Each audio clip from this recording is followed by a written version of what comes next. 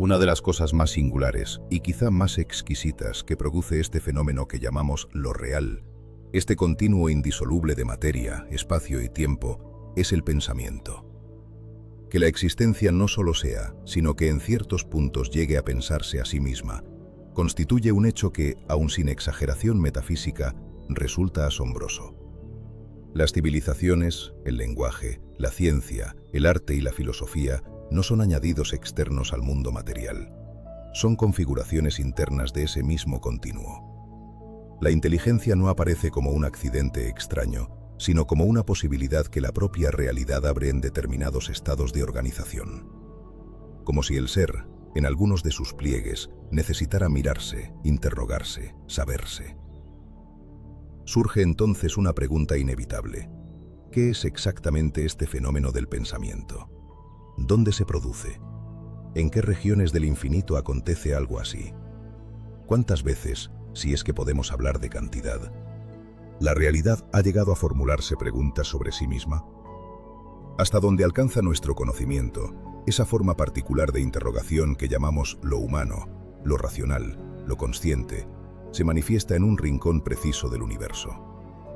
Pero nada en la estructura del infinito autoriza a suponer que se trate de un caso único, ni que la inteligencia sea un privilegio exclusivo de este punto minúsculo del espacio y del tiempo. Si el ser es infinito, también lo son, en principio, las posibilidades de que emerja aquello que piensa, que duda, que busca comprender. Este hecho introduce una tensión profunda. El infinito, que no puede ser abarcado ni totalizado, produce sin embargo entidades finitas que intentan comprenderlo. El pensamiento aparece así como una frontera viva entre lo ilimitado del ser y la limitada capacidad de quien lo interroga. No como un exterior al mundo, sino como una de sus formas más complejas. Planteado esto, la pregunta deja de ser meramente contemplativa y se vuelve rigurosamente ontológica. ¿En qué lugares y bajo qué condiciones el infinito, este continuo ininterrumpido de materia, espacio y tiempo, da lugar a manifestaciones tan complejas y singulares como el pensamiento, la conciencia y la inteligencia? ¿Qué debe ocurrir para que el universo no solo exista, sino que llegue al intento de conocerse a sí mismo a través de alguna de sus configuraciones? No se trata aquí de suponer un privilegio, ni una finalidad previa, sino de interrogar las condiciones materiales que hacen posible tal emergencia. Si la realidad es infinita, entonces estas manifestaciones no pueden ser pensadas como milagros ni excepciones absolutas, sino como el resultado de ciertos estados, configuraciones o niveles de organización del propio continuo. Estados que no son idénticos entre sí, ni homogéneos, ni necesariamente sucesivos en un sentido lineal. Es en este punto donde se vuelve necesario introducir una hipótesis distinta a las explicaciones habituales. La idea de que el ser no se despliega de manera uniforme, sino a través de estadios, y también de zonas intermedias entre estadios, en las que la materia, el espacio y el tiempo adoptan formas de organización cualitativamente diferentes. En algunos de esos estadios, y no en otros, emergen estructuras capaces de percepción, de memoria, de lenguaje y finalmente de pensamiento reflexivo. A partir de aquí, el análisis se interna en un terreno necesariamente especulativo. No en oposición a la ciencia, sino allí donde la ciencia aún no alcanza y donde la ontología puede proponer modelos conceptuales para pensar lo posible. Lo que sigue no pretende describir cómo es el universo en su totalidad, sino explorar cómo podría ser para que algo como el sujeto pensante haya podido surgir en un infinito que en sí mismo no piensa. Conviene aclarar, antes de avanzar, el estatuto de lo que sigue. Las hipótesis que se introducen a partir de aquí pertenecen al campo de una ontología especulativa, y más precisamente a lo que podría denominarse una ontología fractal. No se trata de una afirmación científica en sentido estricto, ni de una extrapolación directa de modelos físicos actuales, sino de un intento filosófico por pensar la estructura del ser cuando se asume, sin reservas, su carácter infinito. La idea de una realidad organizada en mundos dentro de otros mundos, en estructuras anidadas que se repiten con variaciones a distintas escalas, ha atravesado la historia del pensamiento bajo múltiples formas. Aparece en antiguas intuiciones cosmológicas, reaparece en ciertas formulaciones filosóficas modernas y encuentra hoy ecos parciales en algunas especulaciones cosmológicas contemporáneas. En todos los casos, Se trata de una misma sospecha fundamental, que no existe un nivel último absolutamente privilegiado, ni hacia lo infinitamente pequeño, ni hacia lo infinitamente grande. Desde esta perspectiva propongo introducir el concepto de estadio. Un estadio no es una etapa cronológica del universo ni un nivel jerárquico cerrado, sino una región del continuo de materia, espacio y tiempo en la que la realidad se organiza entre una base y una cima relativamente estables.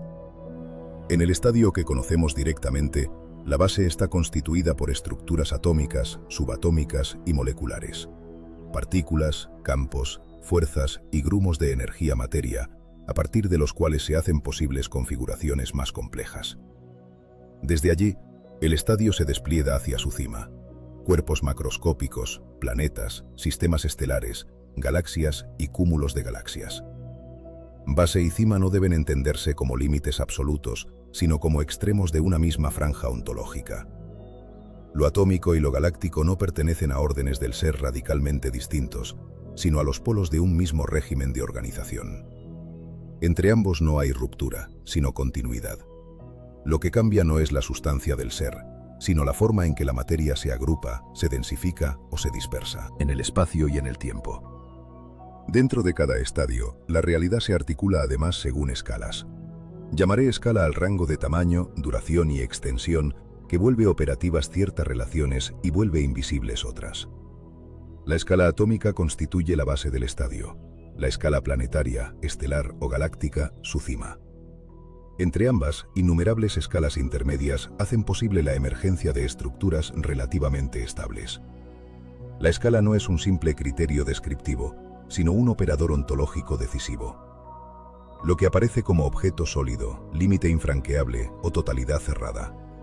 El estadio intermedio no es un punto preciso ni una franja rígidamente delimitada, sino una región de máxima interacción. Es allí donde la multiplicidad de partículas, grumos, átomos y moléculas alcanza un grado de convivencia e interpenetración tal que se vuelve posible una complejidad cualitativamente nueva. No se trata simplemente de cantidad, sino de densidad relacional, una situación en la que innumerables elementos interactúan de manera simultánea, sostenida y no lineal. En la base del estadio, en las escalas subatómicas y atómicas, la realidad es demasiado dispersa o demasiado elemental como para sostener estructuras complejas estables. En la cima, en las escalas planetarias, estelares o galácticas, la materia se organiza en grandes grumos, pero con interacciones relativamente simples y poco propicias para la emergencia de combinaciones delicadas. Solo en el estadio intermedio se da la condición decisiva. Una concentración suficiente de materia, energía y tiempo, combinada con una diversidad extrema de interacciones posibles. Es en esta región intermedia donde pueden producirse conexiones, encadenamientos y retroalimentaciones cada vez más complejas. Allí emergen sistemas capaces de autorregulación, de memoria, de adaptación. Allí aparece la vida. Y en casos aún más singulares, aparecen estructuras capaces de simbolizar, de reflexionar y de interrogarse por su propia existencia. Los seres inteligentes de los que venimos hablando. Desde esta perspectiva, la vida y el pensamiento no son anomalías ni accidentes improbables en un universo hostil, sino efectos estructurales de un estadio cuando alcanza cierto régimen de complejidad en su zona intermedia. No surgen en cualquier parte del estadio, ni en cualquier escala, sino precisamente allí donde la multiplicidad alcanza su máximo grado de interacción sin disolverse en el caos ni rigidizarse en la simplicidad. En una escala determinada puede disolverse por completo al cambiar de escala. La roca, el planeta o la galaxia existen como tales solo dentro del rango de escala que los hace perceptibles y funcionales. Cambiar de escala no es abandonar el mundo, sino habitarlo de otro modo. Esta doble noción, estadio y escala, permite pensar cómo, en determinadas regiones del infinito, bajo ciertas configuraciones materiales, espaciales y temporales, pueden emerger fenómenos extraordinariamente complejos como la vida y el pensamiento. No como excepciones milagrosas, sino como posibilidades internas del propio continuo. El pensamiento no sería entonces un agregado extraño al universo, sino una de las formas que adopta el ser cuando alcanza ciertos grados de organización dentro de un estadio específico. Con esta concepción de estadios y escalas aparece, casi de manera inevitable, una región que adquiere un carácter singular. No en un sentido teleológico ni metafísico, sino estructural. Puede llamarse de manera provisional el estadio intermedio, la zona comprendida entre la base y la cima del estadio. El carácter privilegiado del estadio intermedio no debe confundirse con una finalidad inscrita en el ser. No hay intención ni propósito previo. Hay más bien una lógica ontológica. Cuando el continuo de materia, espacio y tiempo adopta determinadas configuraciones intermedias, se abren posibilidades que no existen ni en la base ni en la cima del estadio. Entre ellas, la posibilidad de que el universo, por primera vez, se observe, se piense y se nombre a sí mismo. También convendría aclarar aquí que el concepto de estadio no remite a una franja espacial geométrica, ni a una disposición vertical en términos de localización física. El pasaje entre base, intermedio y cima no implica una extensión espacial diferenciada, sino una extensión de magnitudes. Los distintos niveles no se distribuyen en regiones separadas del espacio, sino que se superponen en el mismo espacio-tiempo. Los elementos de la base no yacen debajo de los de la cima, conforman, se elaboran y manifiestan en cuerpos que pertenecen a la cima. La multiplicidad máxima y la densidad relacional de lo atómico, por ejemplo, se realizan en la cresta de elementos de mayor escala, como planetas o satélites, que forman parte de la cima del estadio. Base y cima comparten casi el mismo lugar espacial, se implican mutuamente y se relacionan de forma permanente. Un estadio debe pensarse entonces no como una estructura geométrica estratificada del espacio, sino como una franja de magnitudes superpuestas, dialécticamente entrelazadas, que coexisten y se determinan sin pausa en el mismo continuo espacio-temporal. Es aquí donde el análisis se aproxima al punto más especulativo de esta posición ontológica. La hipótesis que sigue no pretende describir el universo tal como es, sino explorar una posibilidad coherente con una concepción estricta del infinito y de la indeterminación. Si el ser es verdaderamente infinito, entonces no puede haber un estadio último ni un estadio primero. En ese marco, la base de un estadio no puede pensarse como un fundamento absoluto, sino como un límite relativo. Desde esta perspectiva, propongo considerar que la base de un estadio es, inevitablemente, la cima de otro estadio inferior. Del mismo modo, la cima de un estadio sería, a su vez, la base de un estadio superior. Tomemos el estadio que conocemos, el que se extiende, desde las escalas subatómicas hasta las escalas planetarias y galácticas, como un estadio de referencia, un estadio 1, solo por comodidad conceptual. Si aceptamos que entre la escala atómica y la escala planetaria media una diferencia de magnitud que, en términos meramente hipotéticos, podría alcanzar cifras del orden de 100 cuatrillones de veces, nada impide suponer que esa misma relación de escala se repita hacia abajo y hacia arriba. Así, las partículas que constituyen la base de nuestro estadio podrían ser, simultáneamente, sistemas complejos, incluso equivalentes a sistemas planetarios, en un estadio inferior, cuyas propias partículas fundamentales serían, a su vez, inconmensurablemente más pequeñas. Del mismo modo, los planetas, estrellas y galaxias que conforman la cima de nuestro estadio podrían constituir la base material de un estadio superior, cuyos sistemas planetarios serían 100 cuatrillones de veces mayores que los nuestros y cuyas galaxias excederían toda escala imaginable desde nuestra posición. Desde esta concepción, no hay un centro absoluto del universo. Hay a lo sumo centros relativos, definidos por el estadio y la escala desde los cuales se observa. Lo que para nosotros es el centro aproximado de nuestro estadio, el lugar donde emergen la vida y el pensamiento, podría ser simultáneamente un punto intermedio irrelevante desde la perspectiva de otros estadios y un extremo desde la perspectiva de otros más. La consecuencia más extraña y quizá más perturbadora de esta hipótesis es que en cada estadio intermedio, tanto hacia lo infinitamente pequeño como hacia lo infinitamente grande, podrían estar ocurriendo fenómenos análogos a los que conocemos en el nuestro.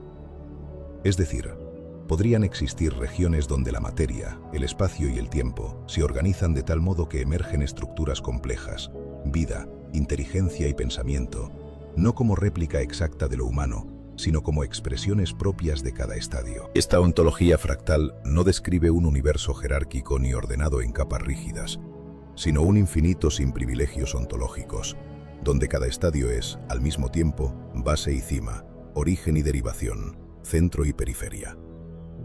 Un universo en el que lo que llamamos nuestro mundo no es ni el más pequeño ni el más grande, ni el primero ni el último, sino uno entre infinitos modos posibles de organización del ser. En este sentido, la aparición del pensamiento en nuestro estadio no sería ni excepcional ni necesaria. Sería contingente, local, pero no única. El infinito, al no tener límites, tampoco tendría razones para producir una sola vez aquello que puede producir innumerables veces, bajo condiciones distintas, en escalas distintas, en estadios distintos. Antes de avanzar en esta especulación, resulta necesario despejar una objeción recurrente que no surge del análisis conceptual, sino de una representación física ya abandonada por la propia física contemporánea. La idea de estadios, escalas y umbrales ontológicos suele ser rechazada no por incoherente, sino por ser leída a través de imágenes mecánicas ingenuas que no corresponden al modo en que hoy se comprende la estructura de lo real. Es en ese punto donde una breve aclaración física se vuelve indispensable, no para describir cómo es el mundo, sino para mostrar qué descripciones ya no son sostenibles. Campo, escala y estadio. La imagen ingenua del átomo como un sistema de pequeñas esferas girando alrededor de otra esfera central, heredada del modelo planetario, carece hoy de valor descriptivo. Incluso el histórico modelo de Niels Bohr, que introdujo niveles de energía cuantizados, debe ser comprendido como una construcción heurística y no como una representación ontológica de lo real. La física contemporánea ha mostrado que, en el nivel fundamental, no existen partículas puntuales orbitando en trayectorias definidas, sino campos, distribuciones de probabilidad y regiones de influencia. Este desplazamiento no constituye una anomalía propia de lo microscópico. Por el contrario, cuando se examinan estructuras a escalas cosmológicas, el mismo patrón reaparece. Las galaxias no se comportan como cuerpos sólidos aislados que describen órbitas limpias en un espacio vacío, sino como condensaciones dinámicas dentro de un campo gravitatorio continuo, deformable y colectivo. La distinción tajante entre objeto y espacio se diluye. La galaxia no está simplemente en el espacio, sino que es una configuración del campo que estructura ese espacio.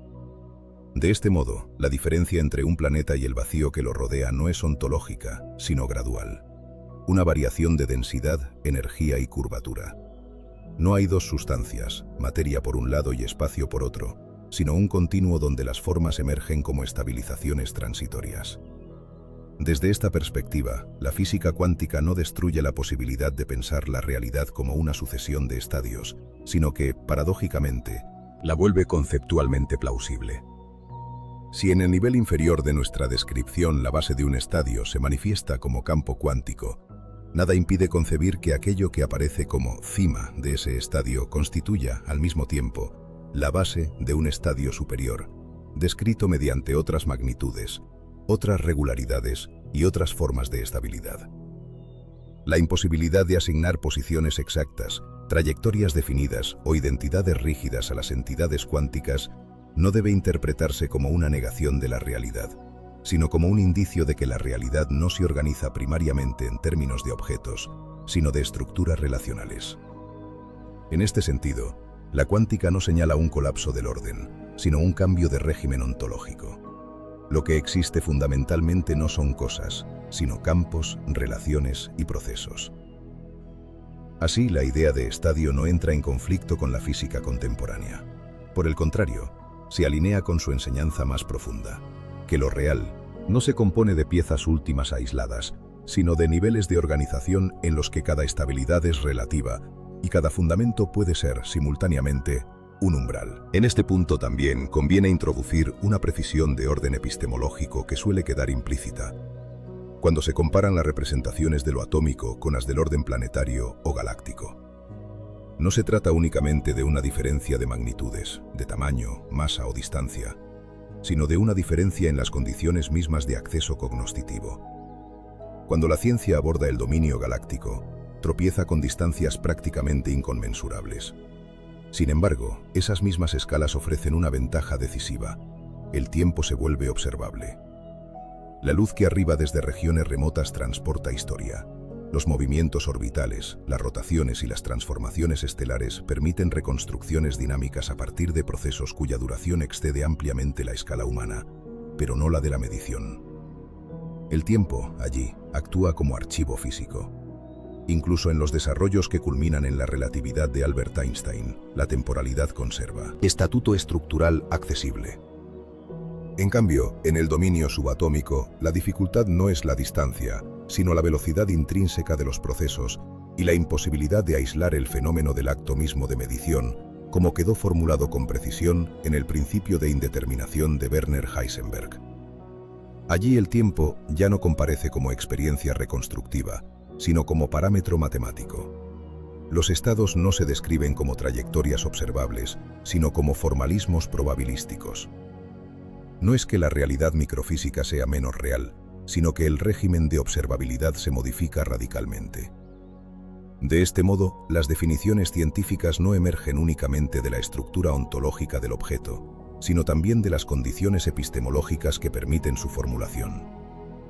En la escala macro, el tiempo favorece la inteligibilidad dinámica. En la escala micro, la extrema brevedad de los procesos y la interferencia instrumental obligan a una conceptualización indirecta. Las categorías teóricas, por tanto, no son simples espejos pasivos de lo real, sino configuraciones condicionadas por el modo en que lo real puede ser interrogado.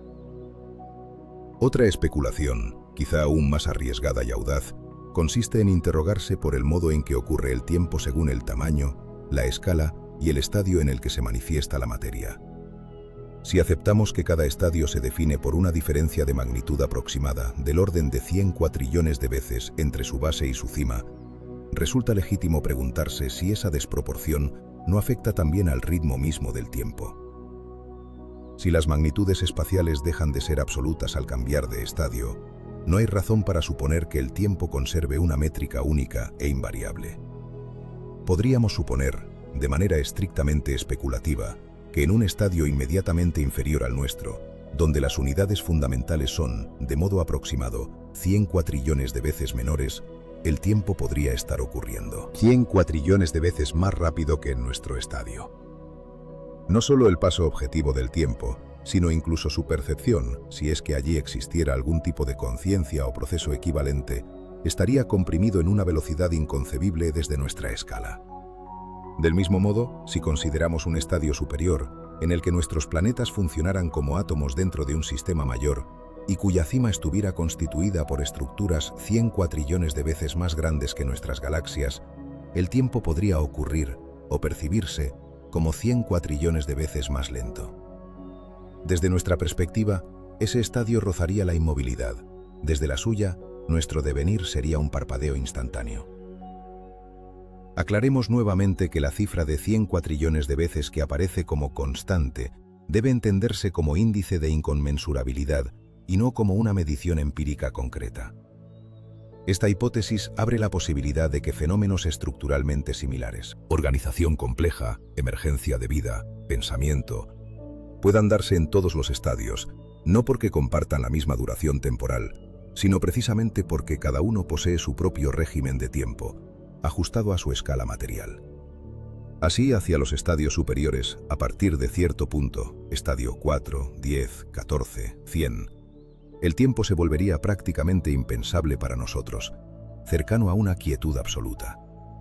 No porque deje de ocurrir, sino porque su ritmo excede por completo nuestra capacidad de aprehensión. De manera análoga, en los subestadios inferiores, 7, 10, 15, 100 o incluso 1000, el tiempo ocurriría con tal velocidad que resultaría igualmente inconcebible, del mismo modo en que el infinito no puede ser pensado plenamente, sino solo bordeado conceptualmente. En este marco, el tiempo deja de ser una magnitud universal y homogénea para convertirse en una función del estadio y de la escala. No hay un tiempo único del universo, sino infinitos regímenes temporales coexistiendo, cada uno válido dentro de su propio ámbito, cada uno inaccesible, salvo de modo indirecto, desde los demás. Desde la perspectiva del infinito, entonces, incluso aquello que para nosotros resulta imposible de pensar, no habría un tiempo privilegiado. El ser infinito los contiene todos. Hasta aquí hemos intentado comprender y especular sobre el infinito en su dimensión vertical, el pasaje entre estadios y escalas, hacia arriba y hacia abajo, donde la magnitud y el tiempo se transforman de manera inconmensurable. Sin embargo, esta aproximación deja abierta una pregunta decisiva. ¿Qué ocurre cuando pensamos que cada estadio no solo es infinito en relación con otros, sino también infinito en sí mismo? ¿Qué sucede cuando se incorpora la infinitud horizontal, longitudinal, del estadio? Al introducir esta dimensión, el pensamiento ingresa en una zona de inestabilidad radical. Ya no se trata únicamente de concebir saltos entre escalas, sino de asumir que cada estadio es ilimitado en su extensión. No hay borde, no hay final. No existe un punto donde el ser y el devenir se detengan. El estadio, digamos nuestro estadio, al que por comodidad teórica y provisoria hemos denominado Estadio 1, no concluye, ni siquiera por aproximación, en aquello que conocemos como universo observable. No se agota en ningún horizonte empírico. Lo que llamamos universo conocido es apenas una porción ínfima dentro de una extensión infinita que pertenece a la misma escala y transcurre bajo el mismo régimen temporal. Esa magnitud que a nuestros ojos resulta inmensa y que desvela a los astrónomos en su afán por describir con asombro su expansión, así como la desmesurada cantidad de formulaciones que la física cuántica despliega para dar cuenta de los sucesos subatómicos, no son más que un punto insignificante en la vastedad de nuestro estadio. Pensemos, a modo de imagen, en un paisaje que recorremos a bordo de un automóvil. A nuestro alrededor se extiende una pradera inmensa, colmada de vegetación. Intentemos imaginar la cantidad inabarcable de moléculas y átomos que componen ese paisaje. El ejercicio resulta difícil, pero supongamos que alguna aproximación es posible. Lo que esta imagen intenta sugerir es que nuestro universo en expansión podría ser, en una semejanza superficial, algo así como un conjunto de moléculas orgánicas reproduciéndose bajo el Sol en una diminuta hoja de gramilla. No más que eso. ¿Y el resto de la pradera, que se extiende más allá del horizonte? Esta constatación produce una forma específica de angustia ontológica. El pensamiento, acostumbrado a cerrar, a delimitar, a apoyarse en un fondo, descubre que no existe ningún punto de apoyo último. Cada estadio es horizontalmente infinito y en cualquiera de sus puntos, en cualquier región de esa extensión sin límite, se abren nuevamente, hacia abajo y hacia arriba, otros estadios igualmente infinitos. No hay escala privilegiada, ni estadio fundamental que funcione como base. Incluso el estadio que habitamos, aquel donde coexisten galaxias, átomos y vida, carece de sustento finito. Está suspendido sobre infinitudes hacia abajo, del mismo modo en que se abre hacia infinitudes por encima. Esta estructura no genera solo una dificultad teórica, sino una sensación de caída permanente. No una caída física, sino una caída del pensamiento, que no encuentra suelo conceptual donde detenerse. La infinitud deja entonces de presentarse como una idea abstracta y se manifiesta como una experiencia límite. Se vuelve opresiva, agobiante, casi insoportable para la razón. Pensar un estadio infinito horizontalmente, atravesado a su vez por infinitudes verticales en cada punto, conduce a una desesperación intelectual. El pensamiento advierte que no puede totalizar, que no puede cerrar, que no puede comprender plenamente aquello que, sin embargo, se ve obligado a aceptar. En este punto, la razón toca su propio límite, no porque el infinito sea contradictorio, sino porque es coherente en un grado que excede la capacidad humana de representación. El vértigo no proviene del caos, sino de la consistencia de una ontología que no admite fondo, centro ni clausura. Un infinito que no provoque vértigo no ha sido verdaderamente pensado, no ha sido tocado, no ha sido siquiera rozado en su núcleo. A veces, para pensar el infinito, no hace falta levantar la vista hacia el cielo, sino bajarla hacia el fuego. Sentado frente a un brasero, observando la gama incandescente que se abre y se repliega en la combustión, he tenido la impresión, no como demostración, sino como intuición poética, de estar asistiendo a una escena cósmica en miniatura. Las lenguas de fuego que nacen, se expanden, se bifurcan y se extinguen, recuerdan inevitablemente a la dinámica de galaxias innumerables. Expansiones súbitas, colapsos locales, zonas de oscuridad y de luz, regiones donde algo parece comenzar y otras donde todo parece agotarse. El fuego no es más que una oxidación violenta de átomos de carbono, una liberación de energía que vuelve visible, por un instante, una transformación material. Pero en esa simplicidad física se insinúa una metáfora profunda. Cada chispa podría imaginarse como un Big Bang extremo, cada remolino luminoso como un cúmulo galáctico en expansión. cada apagarse súbito como un colapso gravitacional.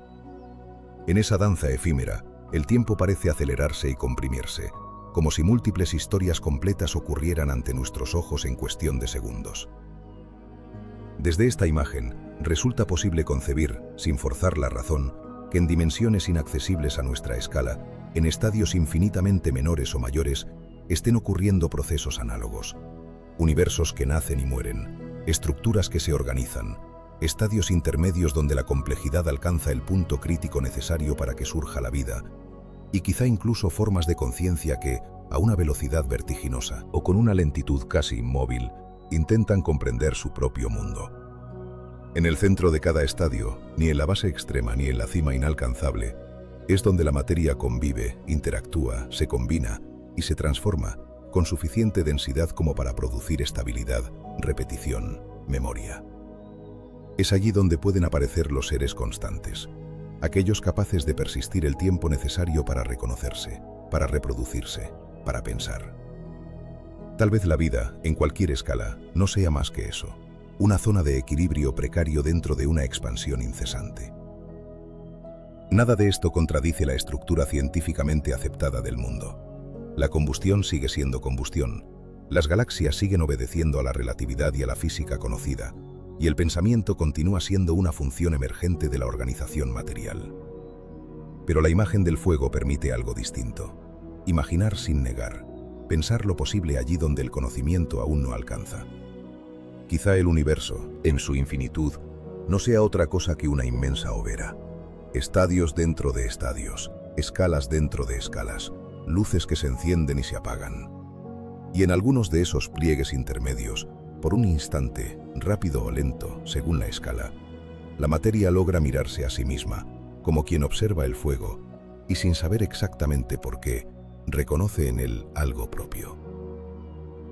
Todo lo aquí expuesto no pretende, bajo ningún aspecto, constituirse como una teoría física ni como una enmienda a los desarrollos de la ciencia contemporánea. No se trata de disputar modelos, ecuaciones o hipótesis experimentales y de ocupar un lugar que no me corresponde. La especulación desarrollada en torno a los estadios, las escalas y su infinitud no busca competir con la física, y menos aún con la física cuántica, sino situarse en un plano distinto, el ontológico. Si algún aspecto de esta exposición resultara incompatible con ciertos modelos científicos vigentes, ello no invalidaría la tesis central del libro. En todo caso, señalaría el límite de un lenguaje frente a otro. La ciencia describe regiones del ser, la ontología interroga su estatuto. Confundir ambos planos conduce, inevitablemente, a falsas refutaciones o a polémicas estériles. El infinito, tal como aquí es pensado, no es una hipótesis, ni una extrapolación matemática, ni un horizonte al que se arriba por acumulación de magnitudes. El infinito no es posible, es. Constituye un carácter ontológico fundamental, no refutable por ningún desarrollo físico, químico o cosmológico, precisamente porque no pertenece al orden de las verificaciones empíricas. Es el marco último dentro del cual toda descripción, científica o no, adquiere sentido. Las imágenes utilizadas, estadios, escalas, expansiones, multiplicidades, deben entenderse como recursos conceptuales y poéticos destinados a introducir al lector en una experiencia de pensamiento. No describen espacios geométricos ni procesos físicos medibles, sino extensiones de magnitud ontológica. Cada estadio no ocupa un lugar, acontece como extensión, sin límite posible, sin borde que lo clausure. Resulta llamativo, sin embargo, que incluso en los discursos científicos más sofisticados persista la idea de un origen absoluto o de un universo concebido como una totalidad única que se expande hacia el infinito. Allí donde se habla de comienzos, de bordes o de génesis, no se está afirmando una verdad ontológica, sino señalando un límite del modelo. El error no está en la investigación científica, sino en la pretensión, a veces implícita, de que esos límites describan el ser mismo. Lo observable, por vasto que sea, no agota el infinito. Puede pensarse, en todo caso, como una región ínfima, un sector, una manifestación local dentro de una infinitud que no admite totalidad cerrada. Insistir en que el universo conocido es todo equivale a confundir una hoja de gramilla con la pradera entera. Desde esta perspectiva, Los distintos estadios de la realidad, antes desarrollados, entonces, no constituyen mundos separados ni niveles ontológicos independientes. Son más bien modos en que el mismo continuo espacio-tiempo-materia se manifiesta cuando la magnitud de los procesos se transforma de manera extrema. Lo infinitamente pequeño, lo intermedio y lo infinitamente grande no son regiones aisladas del ser, sino diferentes formas de organización de un mismo proceso material que nunca se interrumpe. Cada estadio revela propiedades, dinámicas y regularidades propias, pero ninguno de ellos existe fuera del continuo que lo sostiene. La realidad no está compuesta por compartimentos cerrados, sino por una continuidad cuya complejidad se vuelve visible cuando el pensamiento logra desplazarse entre escalas de magnitud radicalmente distintas. Pensar en términos de estadios no implica dividir el ser, sino reconocer que el infinito material no se presenta de una única manera. La misma realidad que, en un nivel, aparece como estabilidad, en otro, se revela como turbulencia. Aquello que parece continuo en una escala, se manifiesta como discreto en otra. Los estadios no son, por tanto, límites del ser, sino formas de su aparición relativa ante el conocimiento humano. De este modo, la noción de estadio no pretende clausurar el problema del infinito, sino ofrecer una herramienta conceptual para pensarlo sin reducirlo ni fragmentarlo. Allí donde el pensamiento encuentra discontinuidades aparentes, el continuo del ser persiste. Y es precisamente esa persistencia, esa imposibilidad de clausurar definitivamente el proceso, la que mantiene abierta la pregunta ontológica que atraviesa todo este trabajo. Tal vez el punto más decisivo sea este. El ser humano no sabe qué hacer frente al infinito. No demuestra saber. El infinito produce vértigo, resistencia, negación o reducción. Se lo convierte en número, en límite, en metáfora controlada, o se lo desplaza hacia un origen imaginario para neutralizar su potencia. Pero pensar el infinito exige renunciar a la seguridad de los bordes, a la tranquilidad de los comienzos y a la comodidad de los finales.